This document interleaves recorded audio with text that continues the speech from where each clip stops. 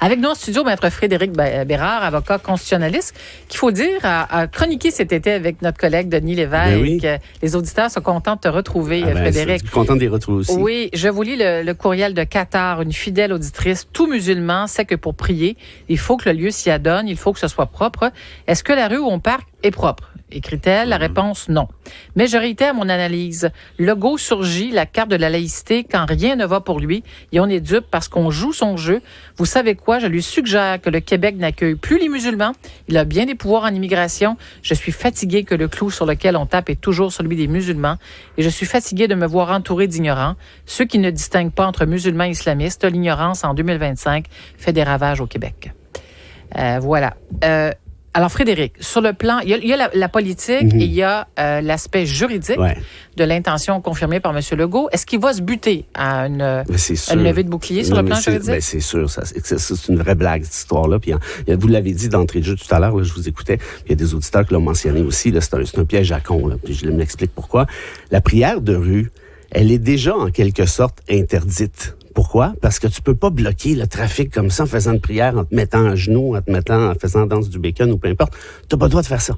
C'est un méfait. C'est une infraction criminelle. Alors, si François Legault n'aime pas les prières de rue, ben c'est super, c'est déjà réglé. Qu'ils disent à ses policiers d'appliquer évidemment les dispositions en question. Merci, bonsoir. Mais c'est beaucoup plus intéressant de faire un gros show de boucan. Puis là, c'est l'espèce de débat entre lui et Saint-Pierre Plamondon, lequel va aller le plus loin avec la prière de rue et lequel va aller le plus vite, puis lequel va se montrer le plus tough. S'il décidait d'adopter une loi là-dessus, qu'il le fasse. Sauf qu'ici, il devra encore une fois recourir à la disposition dérogatoire. Parce que si on ne peut pas faire de prière de rue au sens technique, comme je l'expliquais tout à l'heure, il y a peut-être d'autres possibilités. Par exemple, dans un parc, ça dérange qui, ça, essentiellement, que quelqu'un dans un parc fasse la procession de foi XY? Techniquement, vous êtes pas obligé d'être d'accord, encore une fois, avec la religion catholique. Quand ça revient un petit peu à la question de la liberté d'expression tout à l'heure, la liberté de religion protège essentiellement le même truc. On vous demande pas d'être croyant, on vous demande pas de respecter non plus ce que l'autre croit, mais on vous dit par contre, constitutionnellement parlant, tu dois lui donner une certaine autonomie. Donc, en d'autres termes, si on ne parle pas de dispositions criminelles, ben à ce moment-là, pour le reste, par exemple un parc, ça prendra la dérogatoire. Pourquoi? Parce que c'est clairement une violation de la liberté de religion qui est protégée à la Charte canadienne, évidemment, mais aussi à la Charte québécoise qui est née avant la Charte canadienne, on l'oublie souvent. Oh. Donc, ça tourne en rond. C'est impossible. Voilà. Il n'y a pas de possibilité de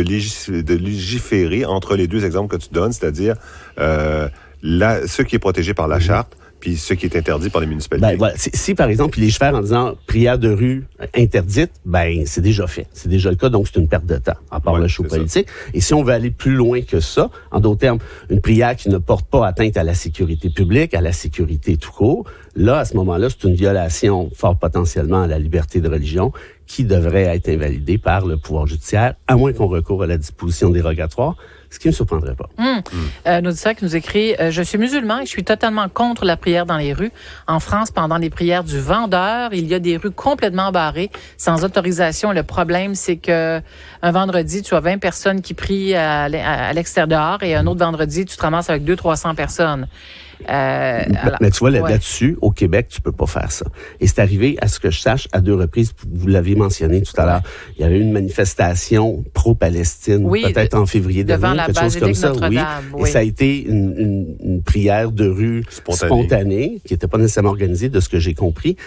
Et de ce fait-là, cette prière-là était interdite. Donc, les policiers ont juste à faire leur travail. Et pour le reste, donc si on parle d'un autre débat, comme tu le mentionnais, par exemple, dans un parc, eh bien là, on vient de violer la liberté de religion parce que techniquement, ça ne devrait pas déranger personne. Est-ce que dans les écoles, parce que, bon, mettons... si quelqu'un s'isole dans un corridor d'une école, je me rappelle plus c'est quoi la réglementation à partir, mettons, du cégep ou de l'université, je pense que c'est pas interdit. Est-ce que je me trompe? Il y a des institutions scolaires supérieures qui, je vous en parlais aussi tout à l'heure, sauf erreur, qui prévoient des locaux comme tels. Ceci dit, ça, à mon sens, ce n'est pas une obligation qu'ont, par exemple, les universités ou les cégeps. Je m'explique. Cégep X dit demain matin, il n'y aura plus de locaux de prière dans mes infrastructures. À mon sens, ce n'est pas une violation de la liberté de religion. Pourquoi? Parce qu'on n'a pas cette obligation-là de fournir. Même chose pour les universités. Là, ici, on parle par contre de choses différentes. deux choses différentes. C'est-à-dire, c'est pas que je veux avoir un local, c'est que je veux simplement qu'on me permette de faire ce que j'ai à faire d'un point de vue religieux. Et c'est comique parce que Christiane Pelcha, qui est une des coprésidentes du rapport en question, quand tu lui as posé la question, pourquoi vous êtes contre les prières de rue? Ben, elle dit, parce que moi, ma mère a fait les processions de foi à Villeray et dans le quartier italien, puis je veux pas la blâmer. Bon. Christiane. Merci beaucoup, Frédéric. On se dit à bientôt. Ben, j'espère bien, avec plaisir. Tout plein de sujets sur lesquels on peut discuter avec Luc et moi. Merci beaucoup de ta participation à l'émission. Salut.